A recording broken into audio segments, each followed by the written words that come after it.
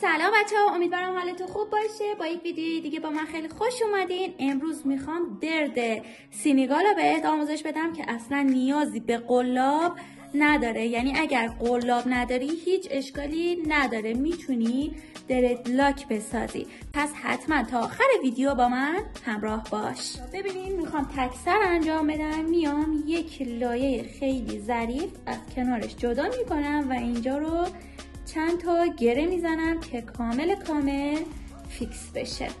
ببینید به این صورت. حالا میام شونه فلزیمو برمیدارم برای پوش دادن. برای همه دردلاک هاتون باید شونه فلزی رو داشته باشین. چرا؟ چون که پوشاش خیلی منظم تر میشه و خیلی قشنگ تر میشه. از شونه پلاستیکی استفاده نکنین، از شونه فلزی استفاده کنید.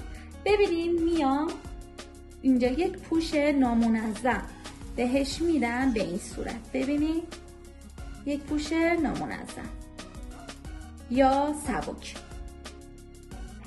حالا میام این رو از هم بازش میکنم. ببینین به این صورت.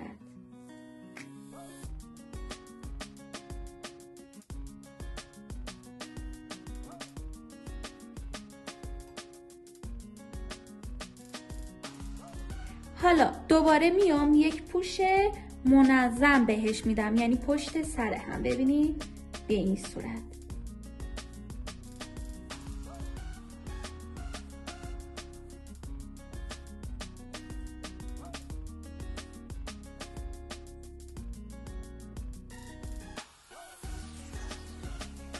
ببینین بچه‌ها، دستمو میذارم پشت موهام، به این صورت میگیرم.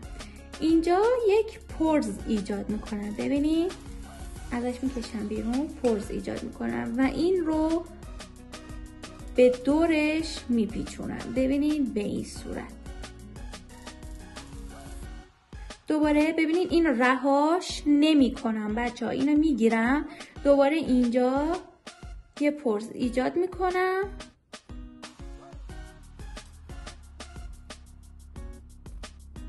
حالا این رو با این دوتا رو با هم یکی میکنم و دوباره به دورش پیچ میدم. ببینید به این صورت.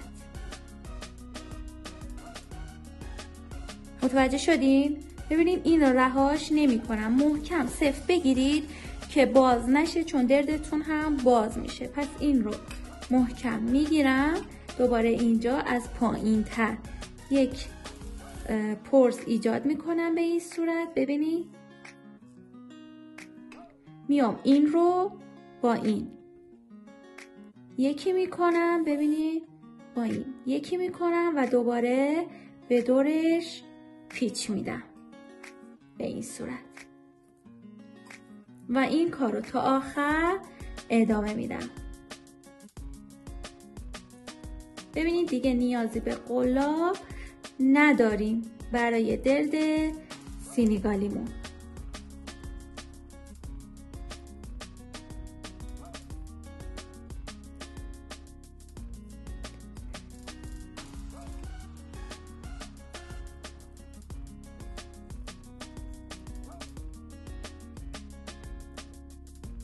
شاید اوایل کار دستتون درد بگیره و کف دستتون درد بگیره، ولی بعد به مرور زمان عادت میکنید.